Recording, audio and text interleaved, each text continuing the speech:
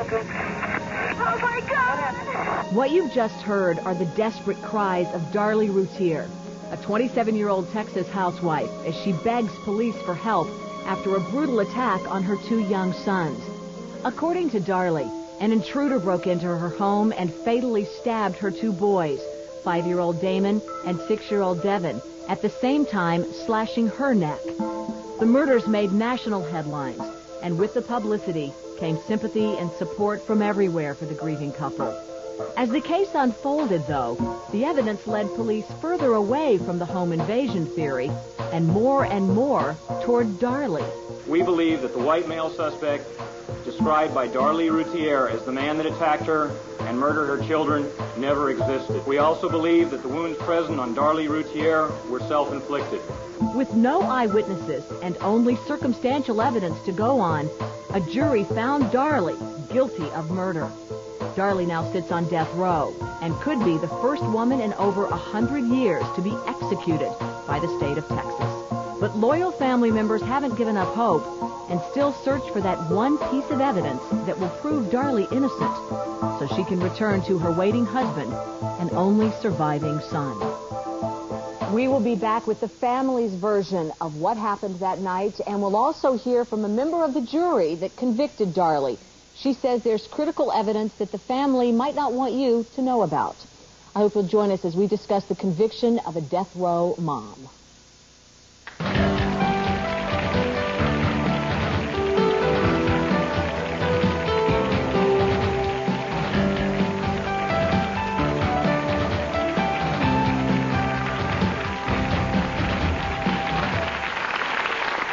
Now, Darlie's family has never wavered in their support of her innocence. Joining us to give their version of what happened that night is Darlie's husband, Darren, her sister, Dana, her mother, Darlie Key, and Darren's mother, Cyrilda. Let's just go back to the night of the murders, Darren, and start with you, because you heard your wife screaming and came running into the family room where she had been sleeping with the boys. You had been upstairs with your little 7-month-old. What was the first thing that rushed through your mind when you entered the scene? Well, it seems like the very first thing that I remember hearing is a glass break. And then this screaming, this huge, loud screaming. And just getting closer and closer to me. And I don't remember if I put my pants on. I don't remember my glasses being on. All I remember is I was surprised that I didn't just jump off the balcony onto the bottom of the floor. That's how scared it was. You left the baby up there in the crib. Right, left the baby up there, but I didn't check the baby yet. Now, I didn't do that until later on. Was Darlie on the phone with 911 when you got there? No, when I came down the stairs, I passed her. She was screaming, "Devin, Devin, Devin, Devin, Devin." Just freaking. She's screaming and she's hollering, and that 911 tape is exactly what I heard. She went straight to the phone, straight to the sink, get the towels, and I was straight to Devin. The thrust of the knife was so powerful that with one of the boys, it penetrated the chest, broke his ribs, and stuck through the floor underneath him. I know. And his eyes were still open. When I got to Devin, he wasn't moving, and I started to administer CPR. The first thing that I was thinking through my mind is that this glass break, I thought, well, when I went to bed, Damon, the youngest one, was underneath the table, and that he must have popped the glass table up, and the glass table must have broke and hurt Devin. Well, when I get downstairs, he's laying there. The coffee table's all turned over. The couch is pushed back. The lamps, everything's messed up. But when I get to Devin, there's no glass. I don't see any glass, but he's got these huge gashes in his chest. Part of the criticism and part of what was used at trial against your wife was the 911 call. Right. The investigators said that she was unduly concerned with prints on the knife. She said to the operator, the dispatcher, that the intruder came in, that he had dropped a knife, and the dispatcher said, "Don't pick it up," and she said, "I already did." Well, sure. That's what I would say if somebody said, "Don't pick it up." She asked her a question and she was responding. Even though she was hysterical, she was in shock. As you know, they said, well, she should have been administering help to her little boys rather than concerned about, oh, my God, my prints are on the knife. But she's running around. I was there, remember? There was 21 towels. 5 of them had blood on them. 3 of them were on one boy and 2 were on the other. She's got the phone in her hand, all in a 5-minute period. What do you want her to do? I'm doing CPR. I've been certified for 7 years to do CPR. I know how to do it. She is getting help. You know, she got all those policemen, all those fire trucks, and the emergency crews. Plus, she's injured herself also. Did you even know that there was a gash on her throat at the time? No, I didn't know until they brought her to the door that she was even cut, bleeding, or anything. In the court transcripts, that was another point that came out, was that Darlie was pressing one of the towels against her own wound and not helping the boys. Now, the truth of the matter is that the first officer that was on the scene, he went into shock, just like we were. He looked like a deer in the headlights. Well, I mean, the brutality of that scene. I don't blame him for that. I blame him for the things that he said that he did not do. He said that he started to go into the garage where Darlie said the man left. He said, if I go out there, I get killed, then who am I to protect the family? You know, he stood there, and then I freaked because I've got 2 babies laying on the floor. I'm giving CPR to one, and the other one's dying. When did you know that your wife was a suspect? When they arrested her. How many days after the murder? 12. Up until then, you'd spoken freely with authorities without the benefit of an attorney, thinking you didn't need one? Every day, innocent people don't need attorneys, is what I always thought. I want to know why they didn't focus on you, why you were eliminated as a suspect so early on. Lots of evidence that we're going to get into and talk about today. The family wants you to hear what they believe happened that night. We're going to tell you how the jury reacted as well to this video of Darlie. It was at her children's gravesite. This was 7 days after the murders. And what other evidence did they have to convict her? We'll hear from one of the jurors right after this.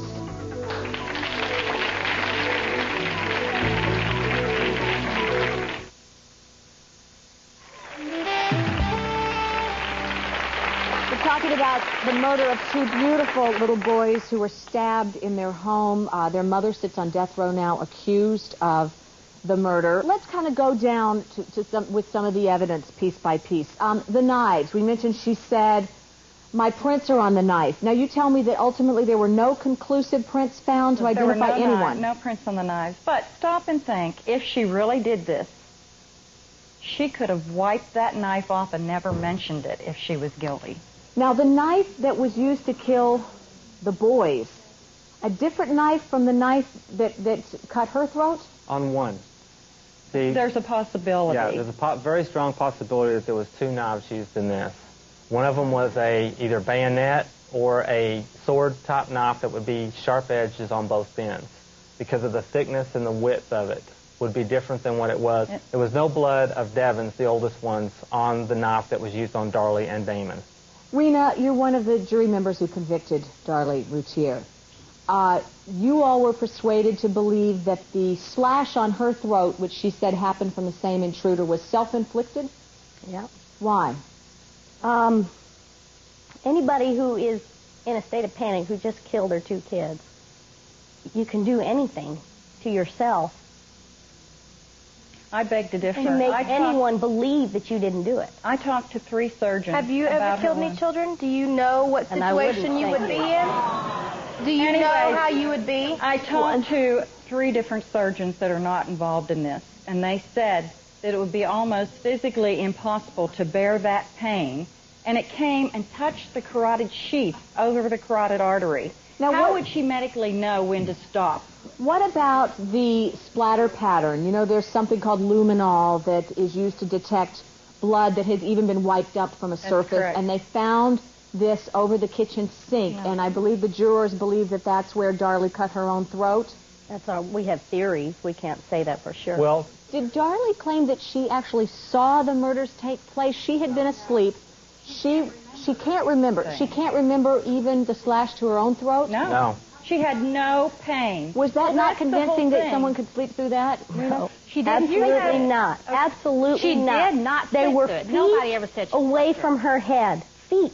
That's all. Just feet away from her head. Inches. Okay? She has blocked it out. Her mind shut down, and that's why we'll do the regression and prove that you're wrong. That if my children were feet away from my head, the first child may have gotten stabbed, but the second one, he wouldn't have gotten near without getting through me. Well, now,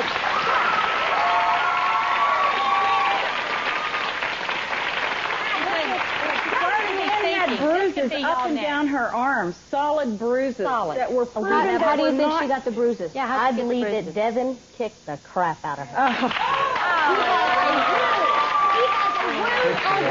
Do you understand that? The only way that he's going to get a wound on his butt if he is being stabbed in the chest is if he has his feet up and he is kicking. He fought responsible when you die. You're a member of a jury. You will be held responsible. Were most of you parents? Yes. Most of you were parents. Yes. I can't imagine being there, and you've heard, we're going to hear an hour of this evidence. You heard months of it. Pounds. Was the jury wanting to go after this woman, or initially when you first heard it, was the jury hoping to God that she was not guilty? We hoped that she wasn't guilty. We were hoping to go in there and find her not guilty. We don't want to see a mother do that. What was it that persuaded you the most? There isn't one thing or another thing. I mean, that videotape is pretty devastating, and yes, we watched it a lot. Let's look at the videotape. This was at the grave site. It was on 7 days after the murder, and Darren, this was your son's birthday? Yes. Can we see the tape, please, Hal? And this was asked to be replayed time and time again by the jury. That's just because they were smart enough to push play and rewind. So here is Darlie, and Dana is there too, basically celebrating the birthday. And what was the problem with this? The silly Rina? string, and you know why? Dana remembered that the boys loved silly string. Darlene didn't know a thing about it. And on the tape that they weren't allowed to hear, you can hear Dana talking at the grave and saying, I brought you silly string, I brought you poppers, because those are the things they loved. Well, at Darlie's, they were planning to renew their wedding vows in August of '98 on their 10-year anniversary. And the boys had asked Darlie, Mommy, can we have silly string instead of rice, the wedding? And she's like, no, guys, it's not appropriate, silly string stains. And, so me and my ex-fiance went out and bought 24 balloons. We bought a big sign that said, Happy Birthday, Devin. We took party poppers that they loved and sprayed streamers. We took silly string. And you said, Rina, it just seemed like not a proper way to grieve? No, that's not that it's not a proper way to grieve, but that is sad. Her 6-year-old little boy wanted to spray silly string at their wedding. Okay, now he's not going to get to. That's real. And that is sad. And she didn't cry. She smiled, and she snapped her gum, and she laughed. And she was on a lot of medication. I don't care what medication. Here is what Darlie says about that birthday videotape. For me, that birthday party was for Devin only. It wasn't for... it wasn't celebrating his death. It was in honor of his life. A lot of people have different ways of grieving the people that, that they love. In the scriptures, it says to rejoice. We'll be right back to look at the gate, the window. What were the biggest flaws that the jury found in Darlie's version of that night? And how hard was it for the jury to accept that a mom could do this to her own children? We'll be back. A parent does not murder their children or harm their child and be able to live with it. The murder that shocked the nation. Darlie Routier stabbed her 2 little boys to death. I didn't murder my children. And despite a conviction, her family stands by her. I feel a terrible injustice has been done. They reveal the pain of having a loved one on death row. I got to say goodbye. I was the only one who did. You can't get her out. Can you imagine what that feels like? One family's story of devotion. If they were to kill her tomorrow, we would still keep fighting. We would prove her to be innocent. Next, Leeza. You had a situation where within minutes, you've got 17 people running through your home. You've got officers, paramedics, firefighters, civilians. They're all running through the home. They're all touching the evidence, opening doors, opening windows, running through things, moving things, pushing things aside. We're talking about a small town. Half of the officers on the stand said that they had never even worked a homicide before. Darlie Routier, now on death row, she was just talking about the evidence that convinced jurors of her guilt. I just want to say I think it's awful the way that nobody is listening to these 4 people sitting on this stage. They're all related to this woman in a different way. Nobody here thinks that she's guilty, and it seems as though the judge and the jurors and nobody is listening to what these people are saying. I would have done the exact same thing that you, as her sister, for my nephews. If that would have been what they wanted at the time of their death, I would have done that. I don't see anything wrong with what she has done. And I think it's terrible that nobody is listening to the mother-in-law, the mother, the sister, and the husband. They would have had some kind of evidence in the past 10 years that this woman would have been capable of a heinous crime. You people need to continue supporting the family. We will. Barbara, let me ask you, you sat through the trial. Barbara's a writer who was there, pretty much every day? Every day. And I would say the family members were not allowed to be there every day because they were witnesses, so they could not sit through as much as you did. Right. Did you listen to the family? Was it convincing to you? I listened to everything. And you're saying no one listened to them? Everyone listened to them. The police listened to them. You know, everybody, they had a chance to explain things, but when it came down to it, the only thing that was the important thing was the evidence. There was forensic evidence that convicted these people. The crime scene was controlled, completely controlled. There was no tainting of evidence. What was your comment, ma'am? I said, how can you convict someone on circumstantial evidence? First of all, let me tell you something. And Barbara, if you saw the crime scene pictures, Darlie had plastic runners to cover her white carpet, okay? There were blood drops all over it, probably from Darlie. Those pictures were taken within the first hour of the crime. If you look at those blood drops, the first ones and then the end ones, the middles of the blood drops are gone because there were so many people running back and forth that they violated that crime scene. There was glass found in the carpet from the bottom of their feet. You know, so don't tell me that it wasn't. I walked into that. I know I was there that night. You were not. You might have walked in there, and yes, I was not there, but you're also not an expert. I have studied this over and over and over. They are doing exactly what this young woman is doing, and that is they're listening with their heart, and I don't blame them for that. But you need to listen with your mind. Let me ask a couple of basic questions, one to this side and one to this side.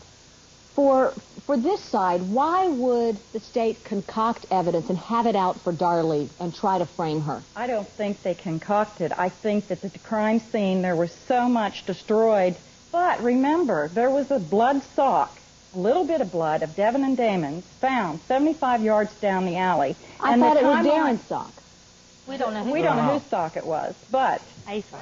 Well, it was an adult-sized sock. The state and the defense, their timeline does not allow it to be Darlie. So who put that sock down the alley? Okay, first of all, there is no timeline. I've heard this and heard this and heard this. The timeline is a figment of someone's imagination. There's no timeline. She had all the time in the world to do these things. The time started running when she made the phone call. And that's when the timeline started. What about the screen? All right? There was a screen cut through an open window, and the screen was down and cut.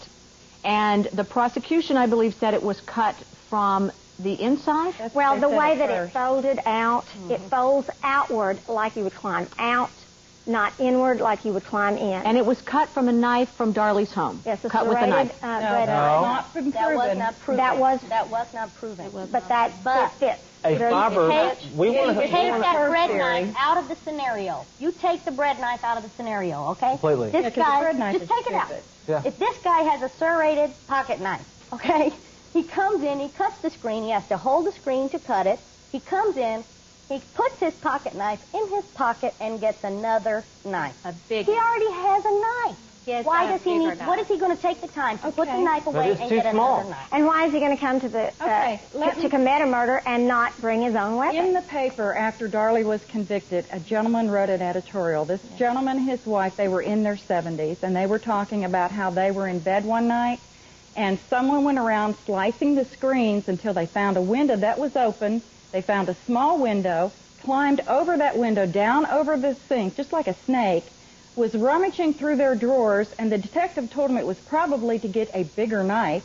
The man actually went in their bedroom, their TV was on, and he came within 2 feet of them because that's where that man's wallet was. They never woke up. And you know what? He said, thank God I didn't, or I might be where Darlie Lynn is at right now because I live 5 miles from them. And it happened March the 28th or March the 29th before. Right. You all have to understand, though, this case was tried on the facts of this case, not on Mr. Jones down the street. It was on these facts. Why would a woman who had no history of mental illness, no history of drug use that I know of, no history of abusing her children or affairs that were substantiated in the marriage, etc., suddenly snap and become a psychotic maniac capable of killing her kids? She didn't kill 2 out of 3. The human mind is a strange thing, and their witness as to the wounds, Dr. DeMaio, he said, desperate people do desperate things. So something snapped, whatever. All right, let's get more into that. I got and premeditate. Those 2 things don't go together. Yeah, they said she premeditated. You either premeditated, knock out her face. Had all the time in the world, but then decided to kill her kids. Darlie ultimately took the stand. The question I want to get to is, was that a smart thing? The prosecution said that she ended up being their very best witness. We'll talk to one court observer when we come back.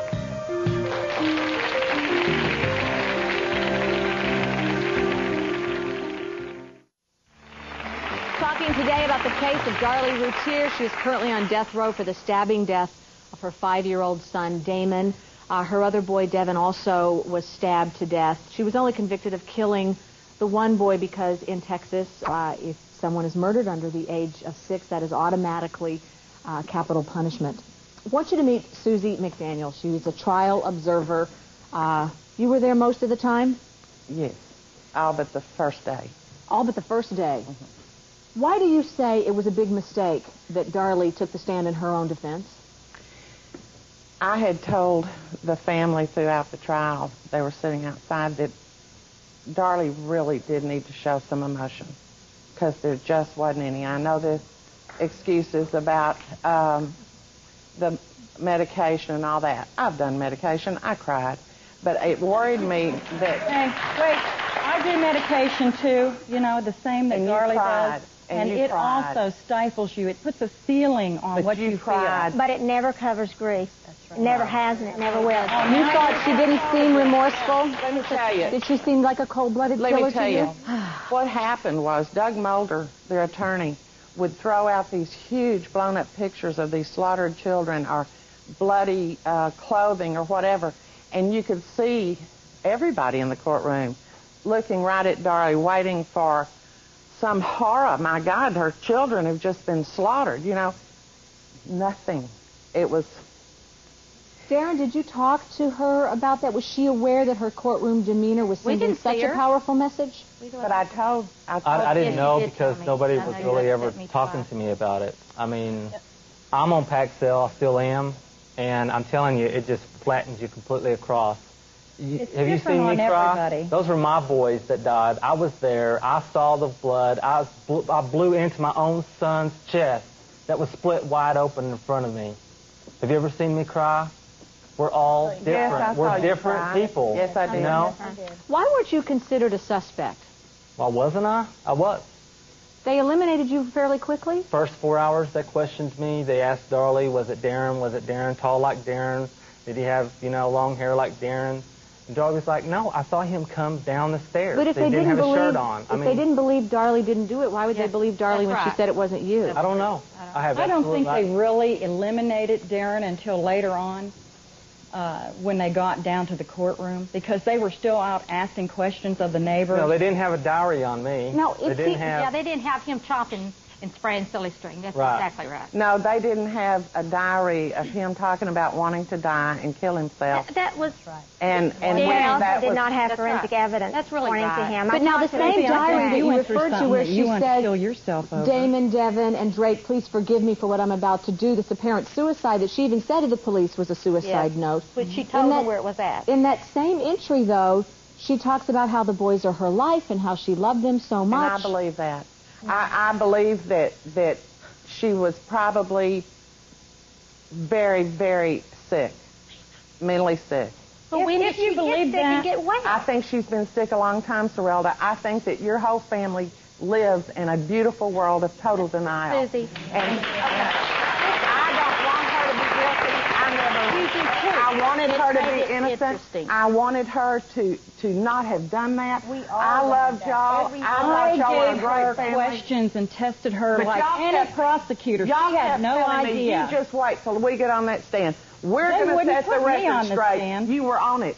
After she was found guilty. You were on the stand, though. Y'all never told anything other than she was a good mother. But then we don't. What do you want us to make it up? You'd have had to, I guess. Oh, right. Excuse me. Yeah, one more response, then I've got to go to break. We're not allowed on the stand until the death.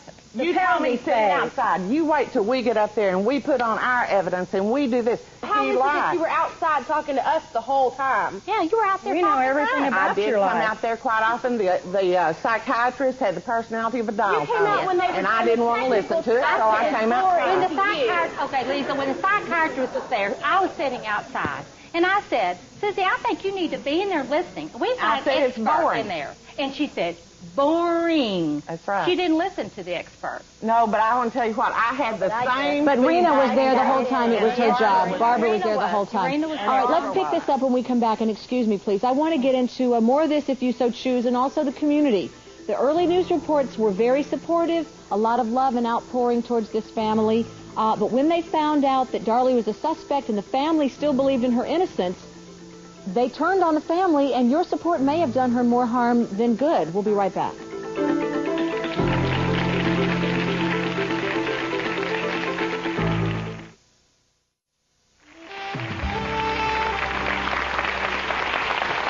We are kind of rehashing a lot of the evidence, much of which was circumstantial but was convincing enough to a jury to convict Darlie Routier of stabbing her son to death.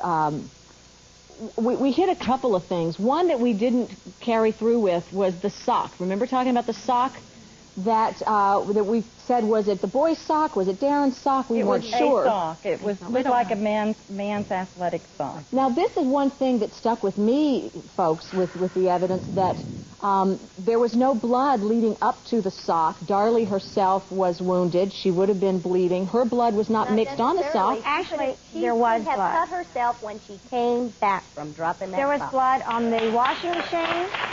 There was blood on the utility room door, and it was Darlie's blood. Let me finish. 911. 1 minute there was blood after on the washing machine. There was blood How do on we that know that? utility door. 1 minute after Devin was dead, the sock. she called him. What do you think she did, Barbara, with the sock? You think she dipped the boy's blood into it? No, I don't. I believe she slipped the sock on because in the tip of the sock, of the white sock, are her skin cells. We all shed scales. That's right. They were there. When you do this, you gotta imagine I have a sock on. No, y'all said that. When I have a sock on, no, our expert said that. Right here is a nickel size. If you come down and hit someone, it's nickel size. And you have to remember, this was a bloody scene, but most of the blood was Darlie's blood because she had a spurting wound. The boys, let me finish. The boys, not on the sock, but you're not listening. Spurting wound, you were there? The boys, their wounds were in their lungs, penetrated their lungs, and they were seeping wounds. Seeping wounds barely bleed. Most of the oldest boy, Devin's blood, came when Darren was doing CPR. He was covered with blood at that point. But at the stabbing time, when you come down and you hit the wounds, you get DNA, Devin's, right on top of DNA, Damon's. And that's it. We asked the blood spatter expert who was there testifying, who's renowned, Tom Bevel, whose blood would he expect to be on that sock? And he said the boys and a lot of Darlie's. Right. Not one drop of hers was on there, but her skin cells were. I have a question. Okay, let's say he put his hand on her mouth, or he touched Darlie. He attacked Darlie. He cut her in 3 places. He could have touched her skin and got her DNA. And you know, on the inside woulda, shoulda. That's exactly right. And that's what you described. Her skin cells would have been on the outside. One other thing about the same expert that you're talking about. The same expert was on the stand all day long. In order for it to happen the way that he said it happened, because of some of the boy's blood on the gown of Darlie's, he had to admit at the end of the day that she would have had to been cut first and the boy second. So there you go. Darlie, how do you know this? Not one of y'all were in that courtroom. That's right. Not we one have of the transcription. We have people the who transcript. weren't. You weren't there. Either. Okay, let's put a pin in the sock issue for now, please, for this question. Hold on. Are there were there insurance policies on your two $5,000 insurance policies on each boy? And it just cost a family. And that never figured in. Did she take a look at that? That was not part of it. If Darren was right upstairs, why didn't she yell for her husband before calling 911? She did. I was there already. She called for Darren. I was She came to there the bottom like of the that. stairs. She did not take a, she didn't take a polygraph? 911 1 second after Devin died, She did right? not. But then she called for Darren. No, we didn't say 1 second, Rena. No. We said 1 minute. 1 minute. Check the transcript. Okay, back 1 here, minute. please. I have a question. If she, is to my understanding that the boy ran to the door rather than to his mother after... No, he was walking with her. He walked her He was up. right behind He her. went to His her. mommy. Why would he There was a run kid. to... Another thing, It was- Leeza, Right. you've got a child with 6 mortal wounds walking, and they said he couldn't even talk. He could make noises, but he's walking with 6 mortal wounds in his back. I've seen They them. said that proved I've seen them. I don't know if the audience heard. I didn't hear. Was there a polygraph? Yes, there was. Yes. And what they was- knew it, and she failed. No, she She did not fail it. I know what you said. I know what she said when she failed it. She failed it. She did not. I have You one wanna more know question. something? You know My what? question You can is, get sued for that. when was one. her I'm throat not cut? concerned. Good. When the question is, when was her throat slashed? I believe Before or that after was the last. boys? According to their experts, their own experts. After before. they talk, after the If this boys. is a murderer capable, Darren, of inflicting wounds that severe on the boys, why wouldn't he have just taken her head off if he had that much power and strength? Well, her necklace, Right. her necklace was completely embedded into this wound.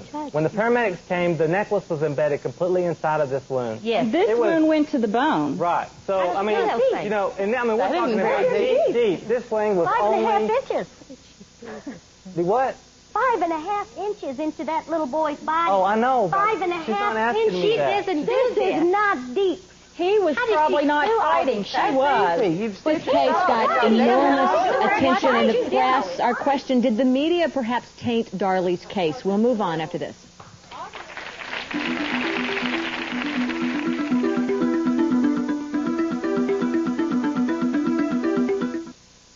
She murdered her children, but the family still stands by her. I feel a terrible injustice has been done. Their story of devotion next. Leeza. We've got a heated discussion going here. You can imagine for this family, their loved one, a mother, a wife, a daughter is on death row. They are, in essence, fighting to clear her name, fighting to save her life. The conversation actually got a little too emotional, I think, for Dana, who has left the stage for a little while. The media glommed onto this. The public fascinated with this. This happened after Susan Smith, and remember how we all felt so strongly for her. Our hearts broke, and we grieved with this mother who went on national television and told us that she loved her children and she wanted to find the real killer, and we bought it, and then we felt so betrayed when we realized that she had sent those kids off to their death. That's terrible. Becky Sebastian is a reporter with the Rowlett Lakeshore Times. What was the Susan Smith case a factor in the public accepting that a mother could do this? You couldn't discredit that it wasn't. I don't know that you'd say it was a major factor, but it had to be a factor. Anytime a mother is found guilty of killing her own children, it's a factor. Darren, you're the one who said that you believe we're teaching our children that mommy can kill you. We're allowing our kids to accept it, or as a society, are we accepting that that's a proper way? You know, what if? What if? I mean, you know, you can't look at that 97% of the time a child is killed in the house is done by an adult or a parent or someone else. Those statistics are so far leaned towards one direction that if anyone is arrested for a crime and is in that house, you know, you don't have a chance. You don't have a fighting chance. I know you will still be covering the appeal in this case, so, you know, I'm not asking you to give your opinion on the evidence or the guilt or innocence, but do you think that the media tainted this trial? There's always some media that's going to sensationalize and take advantage of it. I don't necessarily want to take credit that they're journalism or media, but there's different forms, and yes, they will. I don't think the majority of the Metroplex did. This jury was not sequestered? No. And one of the first things that came out the night that the boys were killed, the first thing that came out on TV that was that there were $200,000 insurance policies on these boys. Then we heard that the police released a statement out of her diary, and as I told you before, that letter that was written to Devin, Damon, and Drake, all they released to the public and to the press was, please forgive me for what I'm about to do.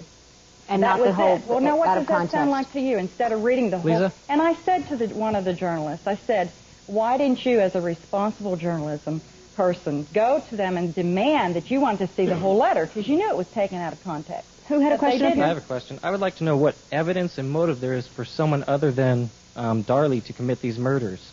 We don't know. She thought that she was being stalked, but I believe Darlie was the victim of this attack. I think she was meant to be killed, and I think the boys were an accident. They got in the way. So why would he go in and kill two innocent boys instead of Darlie? They meant to kill her, too. They would not leave those babies dead and leave alive the one person that could have... And no neighbor saw anybody running from the house?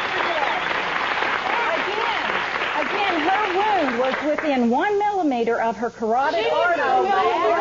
Maybe she was trying to commit suicide because she was depressed, and maybe she got lucky and missed it. And if she's bleeding and she messed up in her suicide, you think she's going to try it again? No. Okay, but she's right-handed. Explain this one to the bone, and explain these tears up here, and explain this chest wound over here. I don't know all the evidence. I'm just saying there are other possibilities. I think it wouldn't matter what you say. We had a specialist, the only specialist that talked about it, who said that these wounds were not self-inflicted. He said he demonstrated it and he didn't say.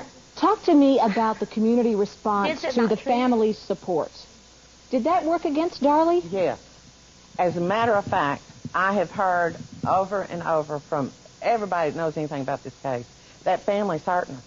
If they, in fact, did come up by some miracle, somebody else, there's nobody listening to them. Nobody believes them. I got to go to break, but Barbara, I want to ask you when you come back, there's one bit of, I guess, what could be called evidence that you find compelling, and it points a finger sort of at the family. Can you share that with us when we come back? Sure. Okay, take a quick break. Be right back.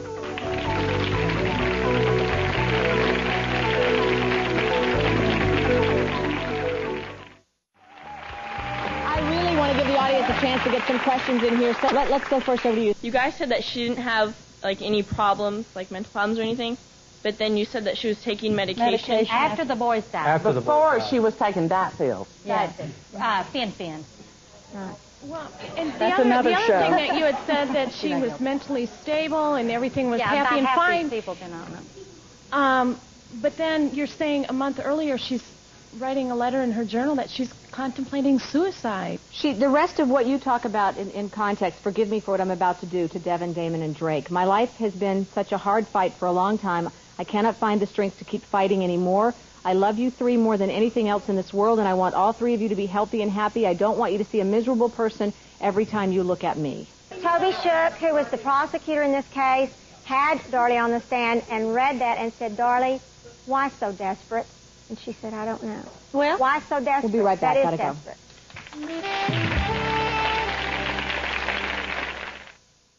Tough hour for both sides of this issue. I want to thank you all for sharing your points of view with us today. And we're going to continue with the story tomorrow. What happened? Problems or anything? But then you said that she was taking medication. After the boys died. Before she was taking diet pills. Yeah. Fin. Well, and the other thing that you had said that she was mentally stable and everything was happy and fine. People do not know. But then you're saying a month earlier she's writing a letter in her journal that she's contemplating suicide. The rest of what you talk about in context, forgive me for what I'm about to do to Devin, Damon, and Drake. My life has been such a hard fight for a long time. I cannot find the strength to keep fighting anymore.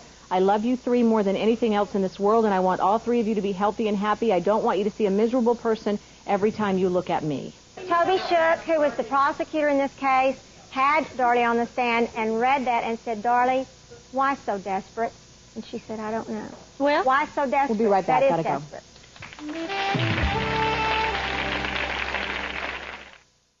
To a family after the verdict, when a woman who is a wife, a daughter, sister, and mother of 2-year-old little boy awaits death in prison.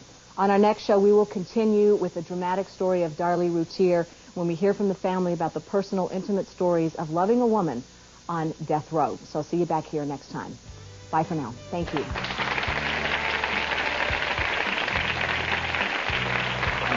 My question is for the juror. I was just wondering, how has this trial affected you in your personal life?